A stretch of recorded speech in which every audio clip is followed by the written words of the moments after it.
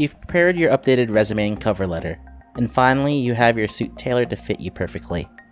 Now it's time to start thinking about the interview itself. There are many different types of interviews out there, and you should do everything within your ability to answer any questions that's thrown at you in those situations. How do you prepare for something that you have no control over? Hello and welcome to the Work for Warriors Nevada Virtual Training Library. My name is Ismail, and today I will show you some common questions that are asked in an interview, common interview situations, and steps you can take to prepare for any of those situations. This is the third video in a 3-part series that will help you succeed in your next interview from the time you schedule the meeting to closing out the interview.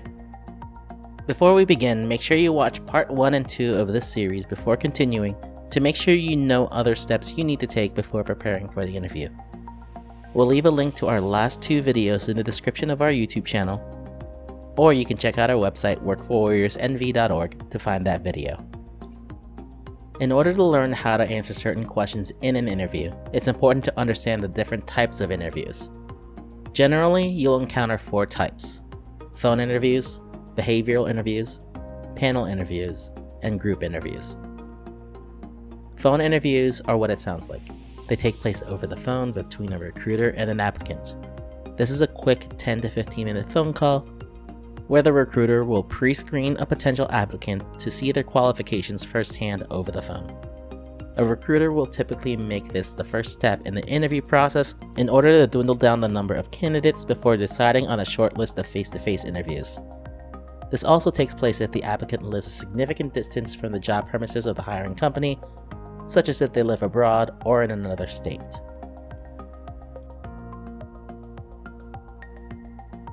A behavioral interview is a common type of job interview in the modern workplace. You may also hear this called a competence-based interview, and this is the typical kind of interview you will find in a one-on-one interview setting. This type of interview is based on the notion that a candidate's previous behaviors are the best indicators for future performance. In a behavioral interview, the interviewer asks the candidate to recall specific instances where they were faced with a set of circumstances and how they reacted. You might hear questions like this during a behavioral interview. Tell me about a project you worked on where the requirements changed midstream. What did you do? Tell me about a time when you took the lead on a project. What did you do? Describe the worst project you worked on. Describe a time you had to work with someone you didn't like. Tell me about a time when you had to stick by a decision you had made, even though it made you unpopular. Give us an example of something particularly innovative that you had done that made a difference in the workplace.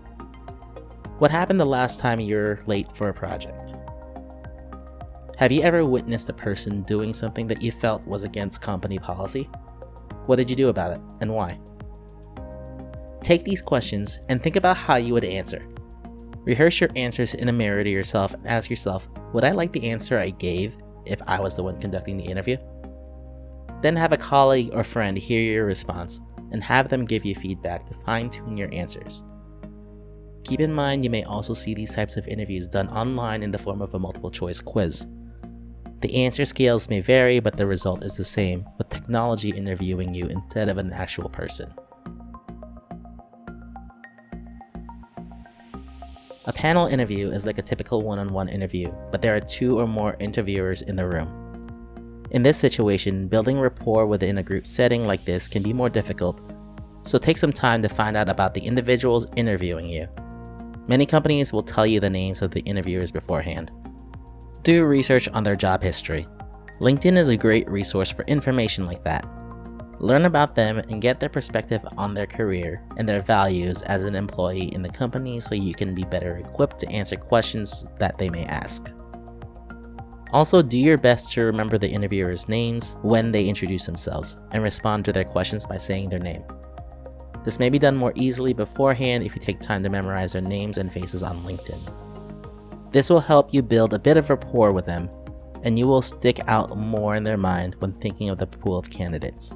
Last but not least, be sure you make eye contact with the person currently asking you the question. We will cover nonverbal communication more later in this video, but eye contact, especially in this setting, is paramount to your interview success.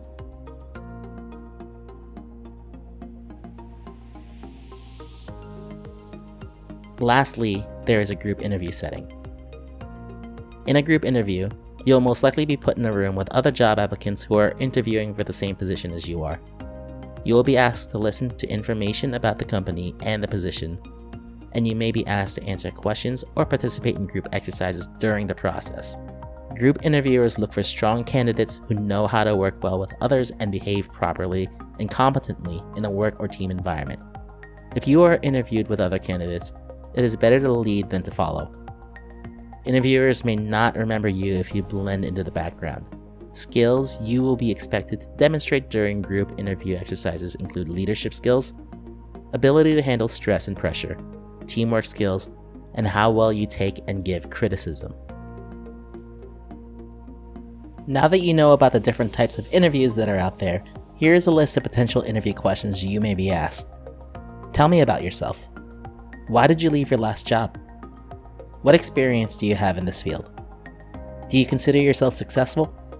What do coworkers say about you? What do you know about this organization?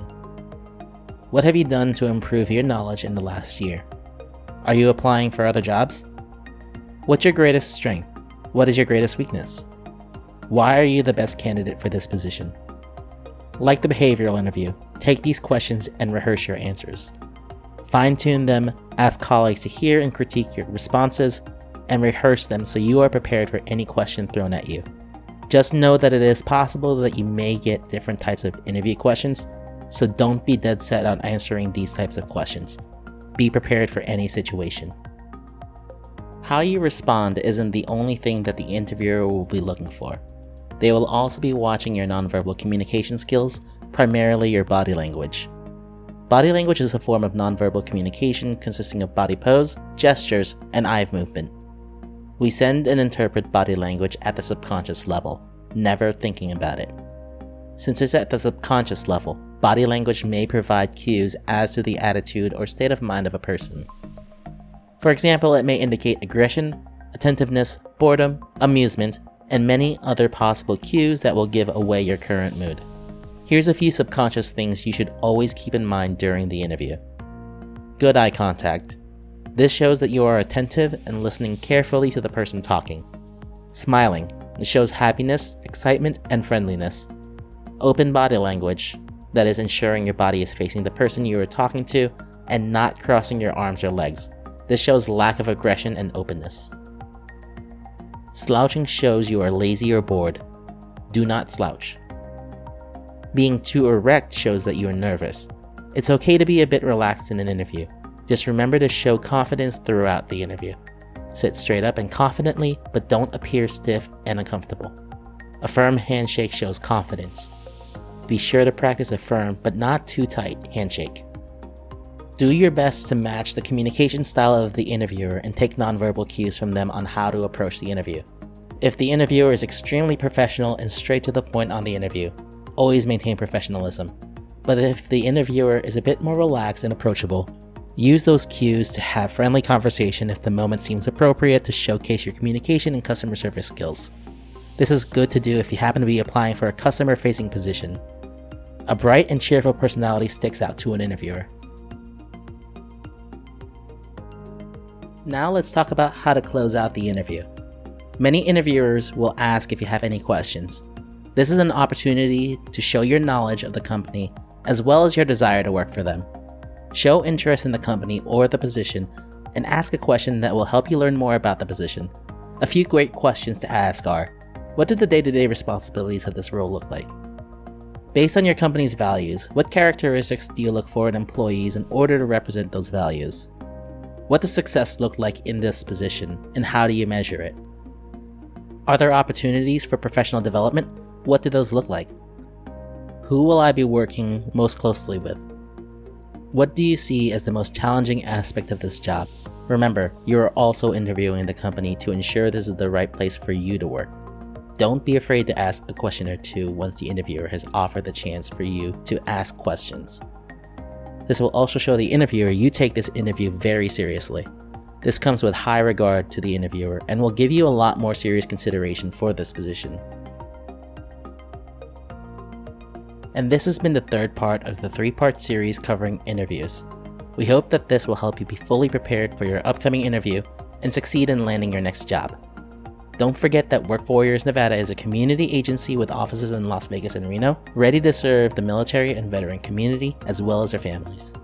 If you need more assistance or have questions, check out our website workforwarriorsnv.org. Don't forget to like our Facebook page and subscribe to our YouTube channel to keep up with our latest training videos, and be sure to check out all our social media platforms for the latest updates. Links to all our socials down below.